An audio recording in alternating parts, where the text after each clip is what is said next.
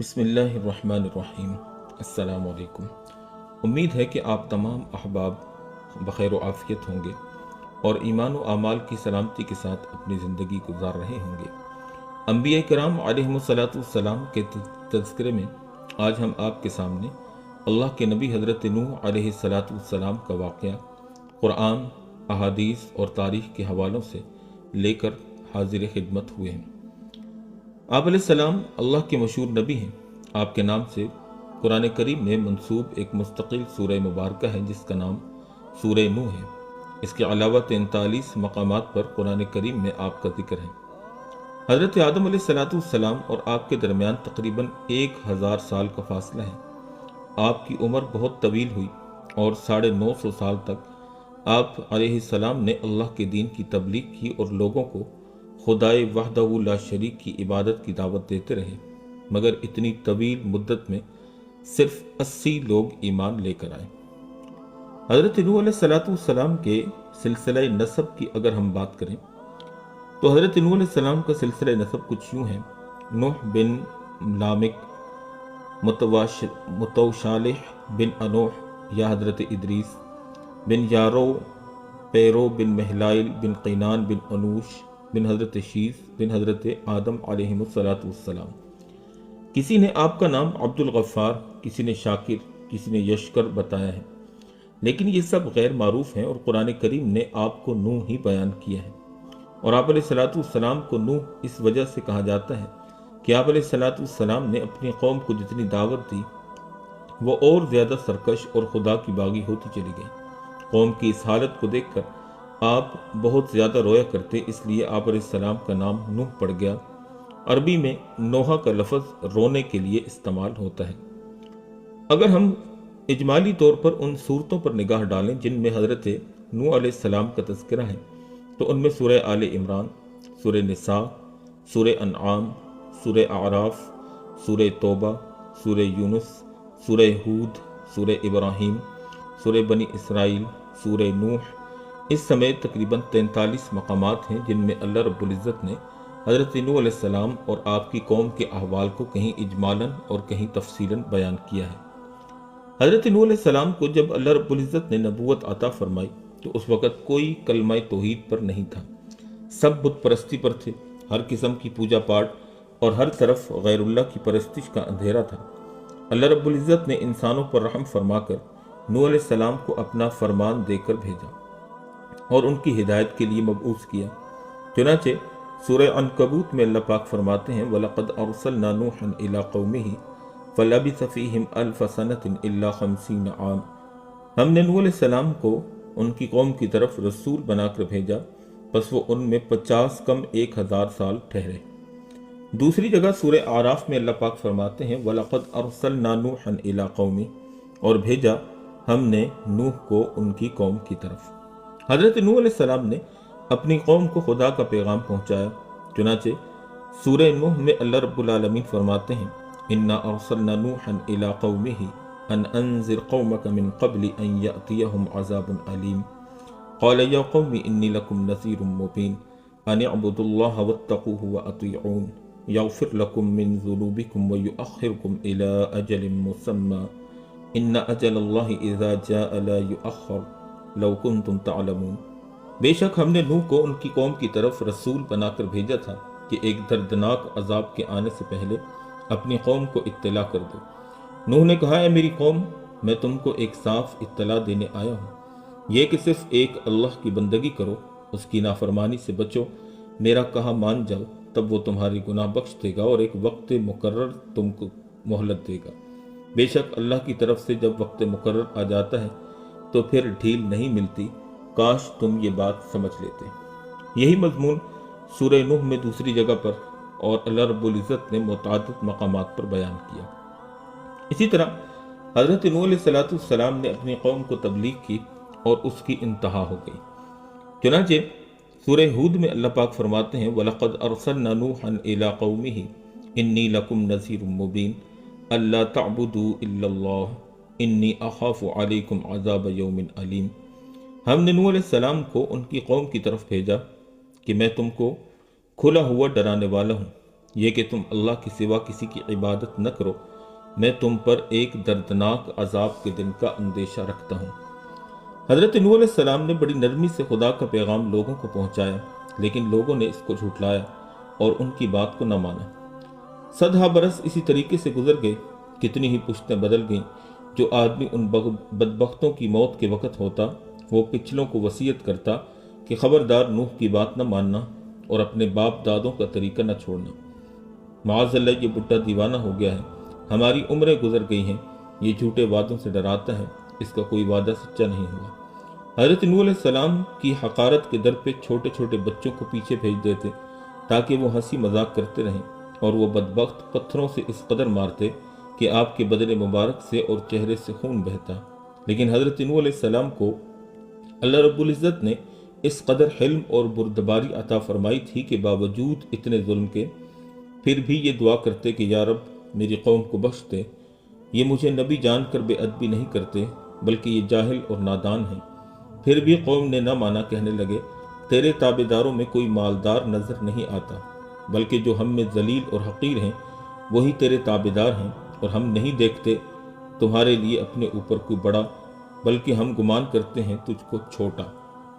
چنانچہ سورہ ہود میں اللہ رب العزت نے اس چیز کو یوں بیان کیا، قال یا قوم ارأیتم ان کنت علی بینۃ من ربی وآتانی رحمۃ من عنده فعمیت علیکم انلزمکموها وانتم لها کارہون ویا قوم لا اسألکم علیہ مالا ان اجری الا علی اللہ وما انا بطارد الذین آمنوا انہم ملاقو ربہم ولکنی اراکم قوما تجہلون۔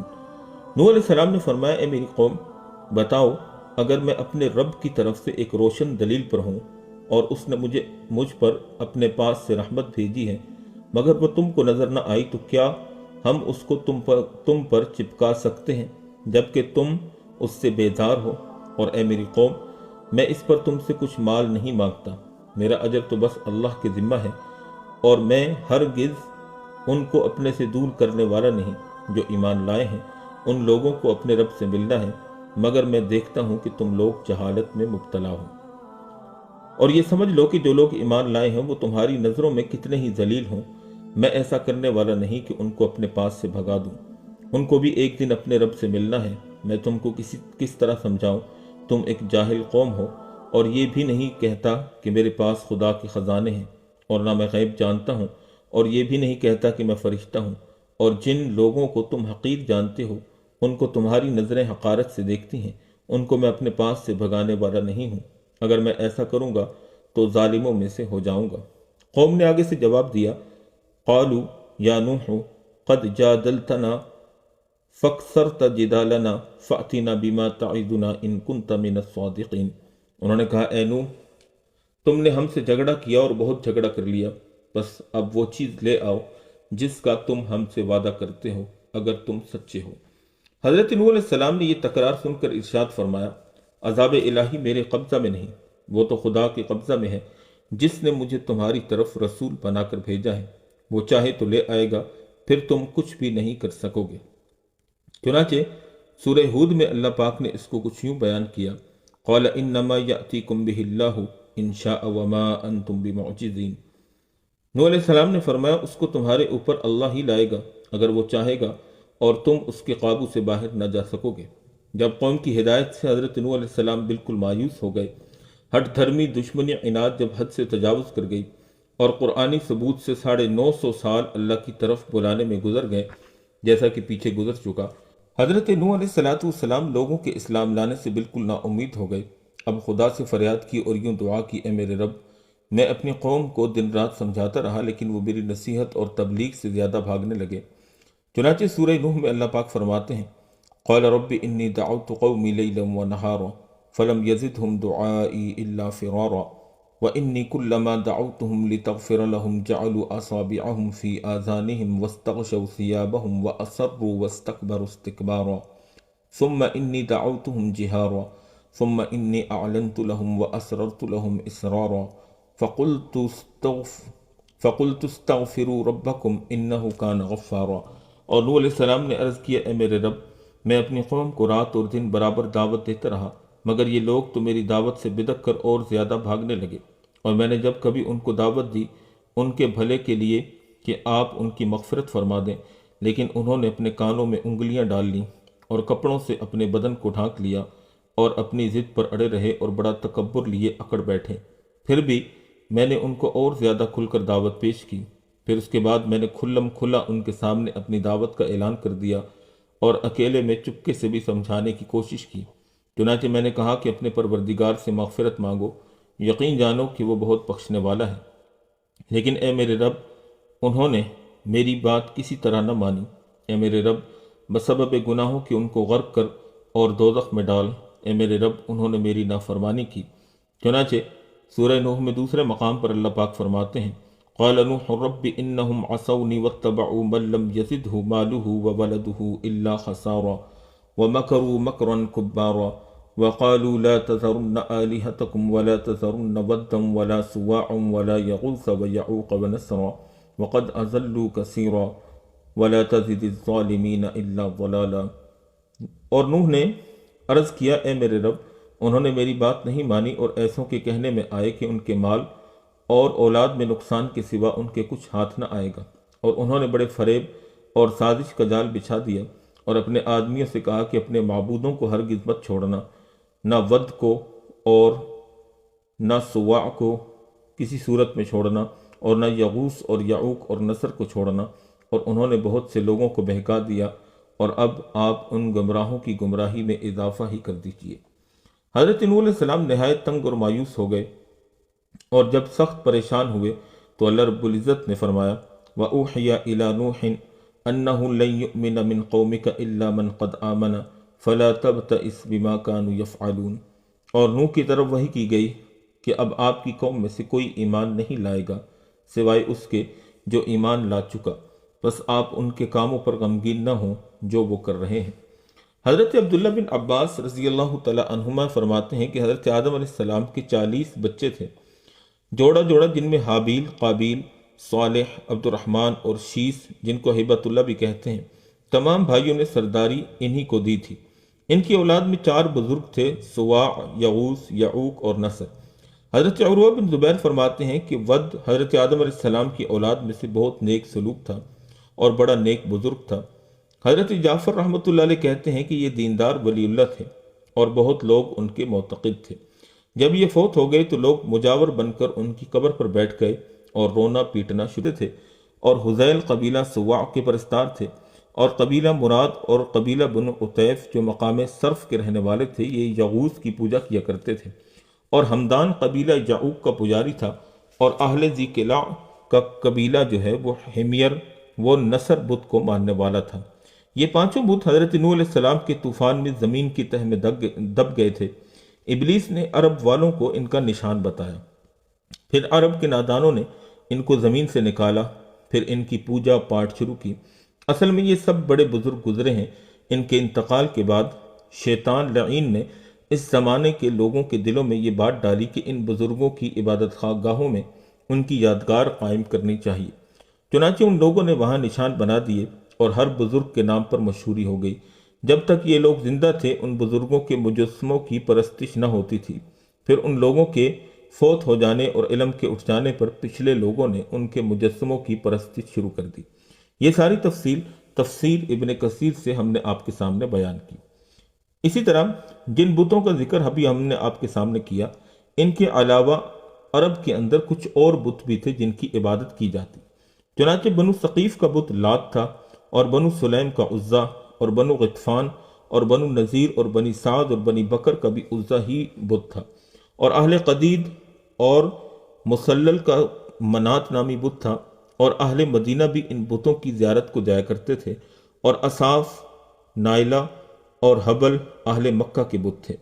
اصاف کو حجر اسود کے سامنے کوہ صفا پر کھڑا کیا گیا تھا، اور نائلہ کو رکن یمانی کے سامنے، اور حبل کو خاص کعبہ کے اندر نصب کیا گیا تھا۔ یہ بڑا بت تھا، 8 گز اونچا تھا، جنگ کے وقت اسی کا نام لیا جاتا تھا۔ ابو سفیان جو کہ مسلمان جب نہیں ہوئے تھے، انہوں نے احد کی جنگ میں پکارا تھا اعلو حبل، اس کے جواب میں حضرت عمر نے فرمایا تھا کہ اللہ عز وجل۔ طوفان نوح کے بعد 5 بڑے بت ود، سوا، یغوث، یعوق اور نصر شیطان کے دکھانے پر ریت سے لوگوں نے نکالے اور پھر سے ان کی عبادت شروع کر دی۔ یہ ساری تفصیل تفسیر حقانی سے ہم نے آپ کے سامنے بیان کی۔ حضرت نوح علیہ السلام جب اپنی قوم کی ہدایت سے نا امید ہو گئے تو اللہ رب العزت نے بھی وحی کے ذریعے سے اطلاع دے دی کہ اب ان میں سے کوئی ایمان نہیں لائے گا۔ تو حضرت نوح علیہ السلام نے بھی بد دعا کے لیے ہاتھ اٹھائے، جیسا کہ سورہ نوح میں حضرت نوح علیہ السلام کی دعا منقول ہے، وَقَالَ نُوحُ رَبِّ لَا تَذَرْ عَلَى الْأَرْضِ مِنَ الْكَافِرِينَ دَيَّارًا، اور نوح نے عرض کیا، اے رب آپ زمین پر کافروں سے بسا ہوا ایک گھر بھی نہ باقی رہنے دیں۔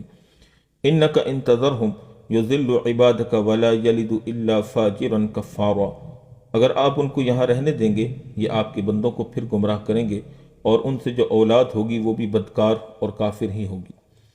پھر حضرت نوح علیہ السلام نے دعا فرمائی، رب اغفر لی ولوالدی ولمن دخل بیتی مؤمنا وللمؤمنین والمؤمنات، اے میرے رب میری مغفرت فرمائیے اور میرے ماں باپ کی مغفرت فرمائیے، اور جو میرے گھر میں ایمان لا کر داخل ہوا ایسے سب ایمان والے مردوں کی اور ایمان والی عورتوں کی مغفرت فرما دیجیے۔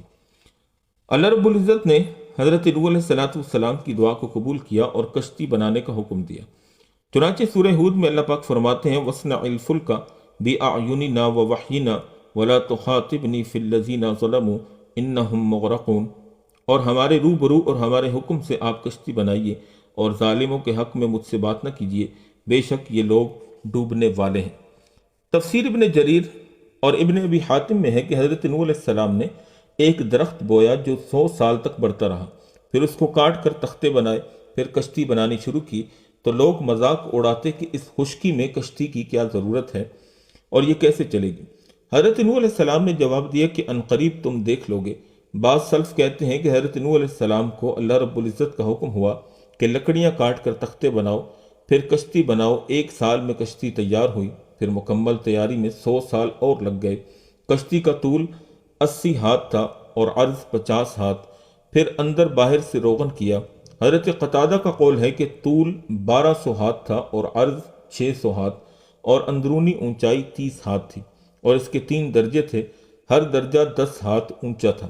سب سے نیچے کے درجے میں چوپائے اور جنگلی جانور سوار کیے، اور درمیانی حصے میں انسان، اور اوپر کے حصہ میں پرندے تھے، اور دروازہ چوڑائی میں لگا ہوا تھا، اور کشتی اوپر سے بالکل بند تھی۔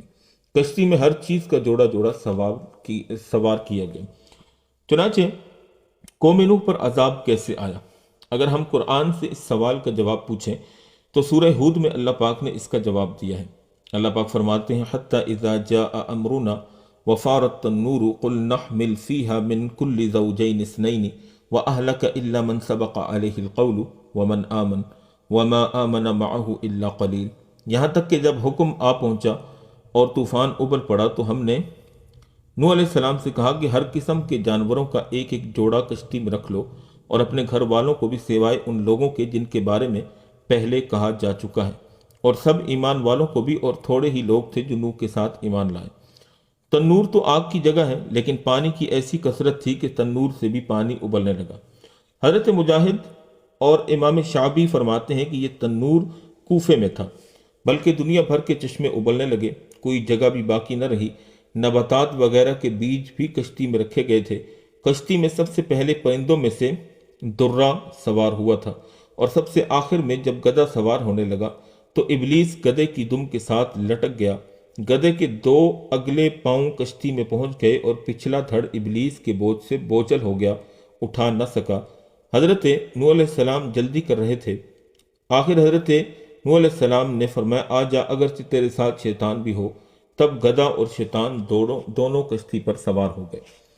ابن ابی حاتم کی حدیث میں ہے کہ رسول اللہ صلی اللہ علیہ وسلم نے فرمایا کہ حضرت نوح نے جب تمام مویشی کشتی میں سوار کر دیے تو لوگوں نے کہا کہ شیر کی موجودگی میں مویشی آرام کیسے کریں گے؟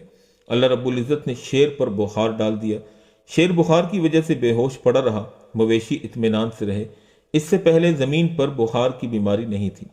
ابن عباس فرماتے ہیں کہ کشتی میں سوار ہونے والے مرد اور عورتوں کی تعداد 80 تھی۔ تفسیر عزیزی میں حضرت نوح علیہ السلام اور ان کے 3 بیٹے اور ان کی بیویاں، لونڈیاں اور غلام تھے، اور 80 آدمی ان کے علاوہ بھی سوار تھے۔ جب کشتی میں بہت زیادہ گوبر اور گندگی وغیرہ جمع ہو گئی تو اللہ نے حضرت نوح علیہ السلام کو حکم دیا کہ ہاتھی کی دم کو دباؤ۔ چنانچہ حضرت نوح علیہ السلام نے ایسا ہی کیا، جس کے نتیجے میں ایک سور اور ایک مادہ سور برآمد ہوئے۔ چنانچہ ان دونوں نے نکلتے ہی کشتی میں تمام غلاظت کو کھا کر صاف کر دیا۔ اسی طرح جب چوہا کشتی کے کنارے پر آ کر اس کے لنگر کی رسیوں کو کاٹنے لگا تو اللہ تعالیٰ نے حضرت نوح علیہ السلام کو حکم دیا کہ شیر کی دونوں آنکھوں کے درمیان چوٹ ماریں۔ حضرت نوح علیہ السلام نے ایسا ہی کیا، جس سے ایک بلہ اور بلی نکلی اور ان دونوں نے چوہوں پر حملہ کر کے رسی کے کاٹنے سے باز رکھا۔ یہ ساری تفصیل علامہ کمال الدین دمیری رحمہ اللہ نے حیات الحیوان میں بیان کی ہے۔ ان روایات کی اصل اور اسنادی لحاظ سے اگرچہ یہ ضعیف اور کمزور روایتیں ہیں، لیکن علماء نے اپنی کتابوں میں نقل کی ہیں۔ حضرت نوح علیہ السلام نے حکم دیا کہ سب کشتی میں بیٹھ جاؤ۔ چنانچہ سورہ ہود میں اللہ پاک فرماتے ہیں وَقَالَ ارْكَبُوا فِيهَا بِسْمِ اللَّهِ مَجْرَاهَا وَمُرْسَاهَا إِنَّ رَبِّي لَغَفُورٌ رَحِيمٌ۔ اور نوح نے کہا کہ کشتی میں سوار ہو جاؤ، اللہ کے نام سے اس کا چلنا ہے اور اس کا ٹھہرنا بھی، بے شک میرا رب بخشنے والا مہربان ہے۔ اس کشتی کا تیرنا بھی خدا کے نام کی برکت سے ہے اور ٹھہرنا بھی خدا کے نام کی برکت سے ہے۔ کشتی پانی کی لہروں پر پہاڑ کی مانند تیر رہی تھی۔ چنانچہ سورہ ہود میں اللہ پاک فرماتے ہیں وَهِيَ تَجْرِي بِهِمْ فِي مَوْجٍ كَالْجِبَالِ وَنَادَى نُوحٌ ابْنَهُ وَكَانَ فِي مَعْزِلٍ يَا بُنَيَّ ارْكَبْ مَعَنَا وَلَا تَكُن مَعَ الْكَافِرِينَ قَالَ سَآوِي إِلَى جَبَلٍ يَعْصِمُنِي مِنَ الْمَاءِ قَالَ لَا عَاصِمَ الْيَوْمَ مِنْ أَمْرِ اللَّهِ إِلَّا مَن رَّحِمَ وَحَالَ بَيْنَهُمَا الْمَوْجُ فَكَانَ مِنَ الْمُغْرَقِينَ۔ اور کشتی پہاڑ جیسی موجوں کے درمیان ان کو لے کر چلنے لگی، اور نوح علیہ السلام نے اپنے بیٹے کو پکارا جو اس سے الگ تھا کہ اے میرے بیٹے ہمارے ساتھ سوار ہو جاؤ اور کافروں کے ساتھ مت رہو۔ اس نے کہا میں کسی پہاڑ کی پناہ لے لوں گا جو مجھ کو پانی سے بچا لے گا۔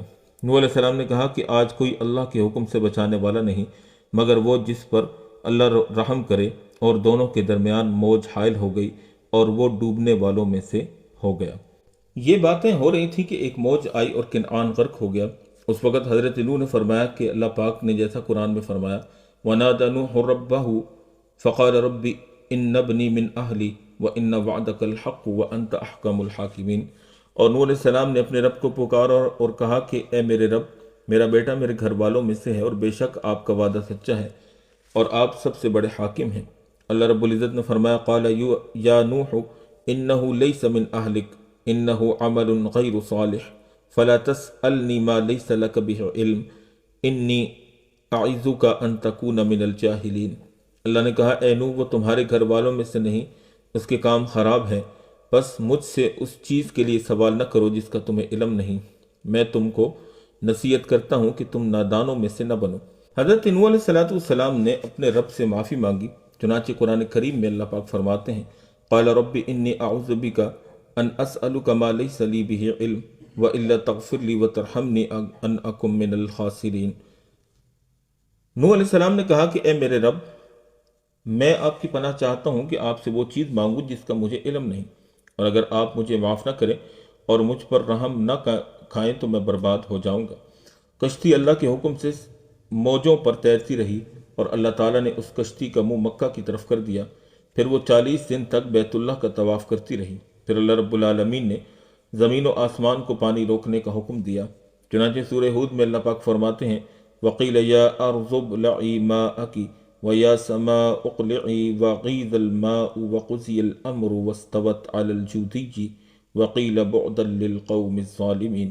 اور کہا کہ اے زمین اپنا پانی نگل لے، اور اے آسمان تھم جا، اور پانی سکھا دیا گیا اور معاملے کا فیصلہ ہو گیا، اور کشتی جودی پہاڑ پر ٹھہر گئی، اور کہہ دیا گیا کہ دور دور ہو ظالموں کی قوم۔ پھر حضرت نوح علیہ السلام نے وہاں سے کوے کو بھیجا کہ جا کر خشکی کی خبر لے کر آئے۔ کوہ مردار کھانے لگ گیا، دیر ہو گئی، نہ آیا تو حضرت نوح علیہ السلام نے کبوتر کو روانہ کیا کہ وہ خشکی کی خبر لے آئے۔ حضرت نوح علیہ السلام نے جب خشکی کی خبر سنی تو جودی پہاڑ سے نیچے اترے اور وہاں ایک بستی بسائی جس کا نام سمانین رکھا۔ پھر وہاں سے ایک دن جب صبح کے وقت لوگ اٹھے تو ہر ایک کی بولی بدلی ہوئی تھی۔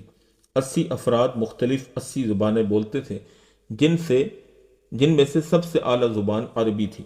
حضرت نوح علیہ السلام نے سب زبانیں اللہ نے آپ کو سکھا دی تھی۔ آپ ان سب کو اپنی اپنی زبان میں سمجھاتے تھے۔ حضرت قتادہ فرماتے ہیں کہ حضرت نوح علیہ السلام کی کشتی میں مسلمان لوگ رجب کی 10ویں تاریخ کو سوار ہوئے۔ کشتی مشرق و مغرب میں پھرتی رہی، 6 مہینے تک جودی پہاڑ پر ٹھہری رہی۔ پھر محرم کے مہینہ میں عاشورہ کے دن لوگ اس سے اترے اور اس دن لوگوں نے روزہ رکھا۔ یہ ساری تفصیل ابن کثیر سے ہم نے آپ کے سامنے بیان کی۔ مسند احمد میں ہے کہ جناب نبی کریم صلی اللہ علیہ وسلم نے چند یہودیوں کو عاشورے کے دن روزہ رکھتے ہوئے دیکھا تو آپ صلی اللہ علیہ وسلم نے دریافت فرمایا کہ تم اس دن روزہ کیوں رکھتے ہو؟ انہوں نے کہا کہ اس دن اللہ رب العزت نے حضرت موسیٰ علیہ السلام اور بنی اسرائیل کو دریا سے پار اتارا تھا اور فرعون کو بمائے اس کی قوم کے غرق کر دیا تھا، اور اسی دن حضرت نوح علیہ السلام جودی پہاڑ پر اترے تھے۔ ان پیغمبروں نے خدا کا شکر ادا کیا اور روزہ رکھا تو آپ صلی اللہ علیہ وسلم نے فرمایا کہ موسیٰ علیہ السلام کے ہم زیادہ حقدار ہیں اور روزہ رکھنے کے بھی زیادہ مستحق ہیں۔ پھر آپ صلی اللہ علیہ وسلم اور صحابہ نے اس دن روزہ رکھا۔ جودی پہاڑ پر اترتے وقت اللہ رب العزت نے فرمایا قیل یا نوح اہبط بسلام منا وبرکات علیک وعلی ممن معک، فرمایا گیا اے نوح سلامتی اور برکتوں کے ساتھ اتر جو ہماری جانب سے تجھ پر ہیں اور تیرے ساتھ والوں پر۔ امام ابن اسحاق کا فرمان ہے کہ جب اللہ رب العزت نے طوفان بند کرنے کا ارادہ کیا تو زمین پر ایک ہوا چلائی جس نے پانی خشک کر دیا اور آسمان کا پانی بند ہو گیا۔ شاہ عبد العزیز محدث دہلوی نے اپنی تفسیر فتح العزیز میں لکھا ہے کہ حضرت نوح علیہ السلام 6 مہینے تک کشتی میں رہے۔ 10ویں رجب کو کشتی میں سوار ہوئے اور 10ویں محرم کو عاشورہ کے دن اترے۔ طوفان کا پانی 40 دن زمین سے ابلتا رہا اور آسمان سے برستا رہا۔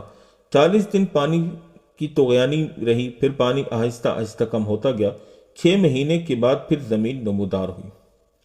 ابن جریر رحمۃ اللہ علیہ نے ابن عباس رضی اللہ تعالی عنہما سے ذکر کیا کہ حواریوں نے حضرت عیسیٰ علیہ السلام سے درخواست کی کہ آپ علیہ السلام خدا سے دعا کریں کہ اللہ رب العالمین کوئی ایسا مردہ زندہ فرمائے جس نے کشتی نوح دیکھی ہو، ہم اس سے کشتی کے بارے میں معلومات حاصل کریں۔ حضرت عیسیٰ علیہ السلام نے ایک ٹیلے سے مٹی اٹھائی، پھر فرمایا جانتے ہو کہ یہ کون ہے؟ لوگوں نے کہا کہ اللہ اور اس کا رسول جانتا ہے۔ حضرت عیسیٰ علیہ السلام نے فرمایا کہ یہ پنڈلی ہے حام بن نوح علیہ السلام کی۔ پھر آپ نے اپنی لکڑی اس ٹیلے پر مار کر کہا کہ اللہ کے حکم سے اٹھ کھڑا ہو۔ اسی وقت ایک بوڑھا سا آدمی اپنے سر سے مٹی جھاڑتا ہوا اٹھ کھڑا ہوا۔ آپ نے فرمایا کہ تو بڑھاپے میں مرا تھا؟ اس نے جواب دیا میں جوان مرا تھا، لیکن اب دل میں یہ ڈر پیدا ہو گیا کہ قیامت قائم ہو گئی، اس ڈر نے بوڑھا کر دیا۔ عیسیٰ علیہ السلام نے فرمایا تو نے کشتی نوح دیکھی تھی؟ اس نے کہا کہ ہاں دیکھی تھی۔ فرمایا اس بارے میں بیان کر۔ اس نے کہا کہ وہ 1200 ہاتھ لمبی اور 600 ہاتھ چوڑی تھی، 3 درجوں کی تھی، ایک میں چوپائے تھے اور دوسرے درجے میں انسان اور تیسرے میں پرندے تھے۔ اور جب جانوروں کا گوبر پھیل گیا تو اللہ نے نوح علیہ السلام کو فرمایا کہ ہاتھی کی دم کو ہلاؤ۔ آپ کے ہلانے سے اس سے نر اور مادہ خنزیر نکل آئے، کشتی کی میل کچیل کھانے لگے۔ بعض روایات میں ہے کہ خنزیر سے چوہے پیدا کیے گئے۔ پھر جب چوہے نے کشتی کو کاٹنا شروع کیا تو حکم ہوا کہ شیر کی پیشانی پر انگلی لگاؤ، اس سے بلی کا جوڑا پیدا ہو گیا۔ انہوں نے چوہوں کو بھگا دیا۔ پھر عیسیٰ علیہ السلام نے فرمایا کہ حضرت نوح علیہ السلام کو شہروں کے غرق ہونے کا علم کیسے ہوا؟ کہا کہ نوح علیہ السلام نے کوے کو بھیجا شہروں کی خبر لانے کے لیے، وہ لاش پر بیٹھ گیا اور دیر تک نہ آیا، اس لیے حضرت نوح علیہ السلام نے کوے کو ہمیشہ ڈرتے رہنے کی دعا فرمائی۔ پھر حضرت نوح علیہ السلام نے کبوتر کو بھیجا، وہ اپنی چونچ میں زیتون کے درخت کا پتہ لایا اور اپنے پنجوں میں خشک مٹی لایا، اور اس سے معلوم ہوا کہ پانی اب خشک ہو چکا ہے۔ آپ نے کبوتر کی گردن میں حسرہ کا توق ڈال دیا، اس لیے وہ امن کے ساتھ ہے، اور اس کے واسطے انس کی دعا فرمائی، اس لیے وہ گھروں میں رہتا ہے۔ پھر حضرت عیسیٰ علیہ السلام نے فرمایا کہ اللہ کے حکم سے جیسا تھا ویسا ہی ہو جا۔ اسی وقت وہ مرا اور دوبارہ مٹی میں مل گیا۔ یہ روایت تفسیر ابن کثیر سے ہم نے آپ کے سامنے بیان کی۔ اگر ہم بنیادی اور اہم نتائج کی بات کریں تو ہر ایک انسان اپنے کردار و عمل کا خود ہی جواب دہ ہے۔ اس لیے باپ کی بزرگی بیٹے کی نافرمانی کا مداوع اور علاج نہیں بن سکتی، اور نہ بیٹے کی سعادت مندی کی باپ کی سرکشی کا بدل ہو سکتی ہے۔ حضرت نوح علیہ السلام کی نبوت و پیغمبری کنعان کے کفر کی پاداش کے آڑے نہ آ سکی، اور حضرت ابراہیم علیہ السلام کی پیغمبرانہ جلالت قدر شرک اعظم کے لیے نجات کا باعث نہ بن سکی۔ کل یعمل علی شاکلتی، ہر شخص اپنے ڈھنگ پر کام کرتا ہے۔ بری صحبت زہر حلاہل سے بھی زیادہ قاتل ہے۔ اس کا ثمرہ اور نتیجہ تباہی اور بربادی کے علاوہ کچھ نہیں۔ انسان کے لیے جس طرح نیکی ضروری چیز ہے، اس سے زیادہ صحبت نیک ضروری ہے۔ جس طرح بدی سے بچنا اس کی زندگی کا نمایاں امتیاز ہے، اسی طرح بروں کی صحبت سے بچنا بھی بہت زیادہ ضروری ہے۔ خدا تعالیٰ پر بھروسہ اور اس کے ساتھ ظاہری اسباب کا استعمال توکل کے منافی نہیں، بلکہ توکل علی اللہ کے لیے صحیح طریقہ کار ہے۔ تبھی تو طوفان نوح سے بچنے کے لیے نوح علیہ السلام نے کشتی وغیرہ بنائی۔ اسی طرح انبیاء کرام علیہ السلام پیغمبر خدا اور معصوم ہونے کے باوجود ان سے بتقاضۂ بشریت لغزش ہو سکتی ہے، مگر وہ اس پر قائم نہیں رہتے، بلکہ من جانب اللہ ان کو تنبیہ کر دی جاتی ہے اور اس سے ہٹا لیا جاتا ہے۔ حضرت آدم علیہ السلام اور حضرت نوح علیہ السلام کے واقعات اس پر شاہد ہیں۔ اسی طرح وہ عالم الغیب بھی نہیں تھے، جیسا کہ اس واقعہ میں فَلَا تَسْأَلْنِ مَا لَيْسَ لَكَ بِهِ علم سے واضح ہو گیا۔ اگرچہ پاداش علم کا خدائی قانون کائنات کے ہر گوشہ میں اپنا کام کر رہا ہے، لیکن یہ ضروری نہیں ہے کہ ہر جرم اور ہر اطاعت کی سزا یا جزا اسی عالم میں مل جائے، کیونکہ یہ کائنات عمل کی جگہ ہے اور پاداش کردار کے لیے معاد اور آخرت کو مخصوص کیا گیا ہے۔ تاہم ظلم اور غرور، ان دو بد عملیوں کی سزا کسی نہ کسی نہج پر دنیا میں ضرور ملتی ہے۔ حضرت امام ابو حنیفہ رحمۃ اللہ علیہ فرمایا کرتے تھے کہ ظالم اور متکبر اپنی موت سے قبل ہی اپنے ظلم اور کبر کی کچھ نہ کچھ سزا ضرور پاتا ہے اور ذلت اور نامرادی کا منہ دیکھتا ہے۔ چنانچہ خدا کے سچے پیغمبروں سے الجھنے والی قوموں اور تاریخ کے ظالم اور مغرور ہستیوں کی عبرتناک ہلاکت اور بربادی کی داستانیں اس دعوے کی بہترین دلیل اور ثبوت ہیں۔ حضرت نوح علیہ السلام کی عمر کے بارے میں کئی اقوال ہیں۔